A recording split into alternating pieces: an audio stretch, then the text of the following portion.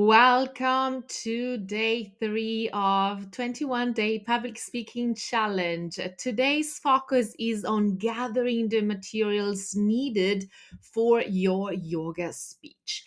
Beyond writing, we will explore the art of drawing inspiration from diverse sources, including yoga classes, books, and blogs. Let's dive into the process of observing and learning from other yoga teachers in action. So, the first point is attend with intent. Join yoga classes online and offline with the purpose of observing teaching styles, methodologies, teaching tips, insights, and personal experiences. Pay attention to how those teachers articulate instruction and engage with the students. Reflect on what resonated with you during those classes and consider how certain cues or teaching methods align with your style more than others. Explore sequences idea, identify creative ways to structure and present sequences. So that's the first step. Then the second step, you want to take notes.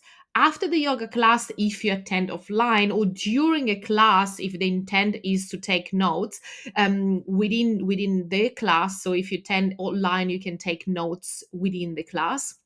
Observe cues, unique adjustment, modifications, props or offered benefits to the pose, contraindications and cautions, common misalignment, techniques and cues provided for each asanas, and take notes, essential to build up your own styles afterward.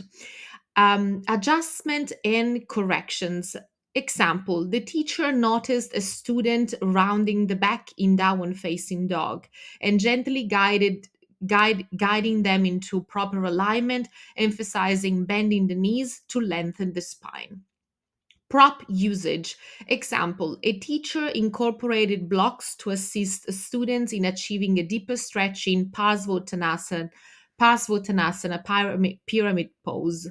Benefit explanation. Example, the instructor explained how a particular pose could enhance core strength, leading to better posture and balance.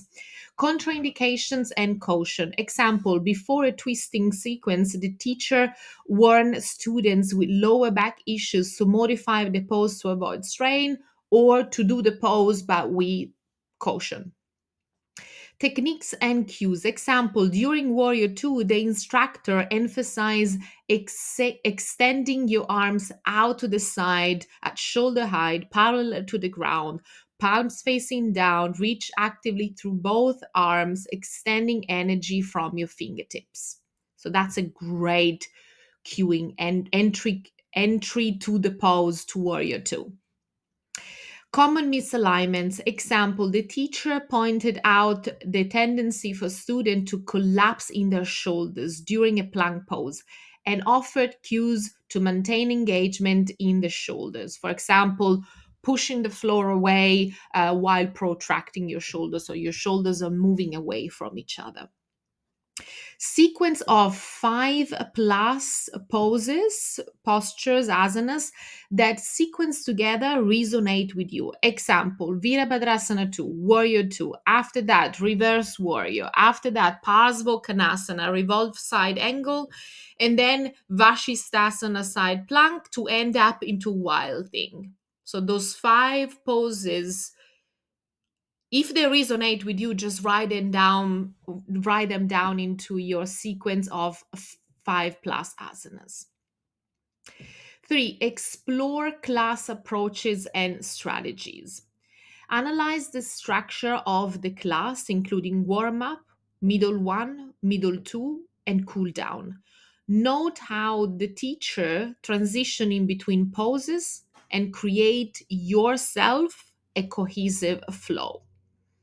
Observe different teaching approaches in the class you attend. Take notes of how various instructors connect with the students and deliver instructions. Identify effective strategy employed by other teachers. This could include sequencing, pacing, or incorporating themes into the class. Ask yourself, after exploring all of that, what can I do different? How can I change the story? How can I make it more unique to my own style that I'm building upon? Four, trainings and learning. What other training do I need to undertake to improve my yoga teaching, my yoga delivering, my overall performance? Research plus choose a few people from whom to study. Research what other in your field are doing to explore a way to expand. You might want to talk to people, you might want to study and learning from podcasts, books, other teachers and movie, and attending the world's best training. That's great thing to improve your learnings. Read yoga philosophy, explore books on yoga philosophy to deepen your understanding.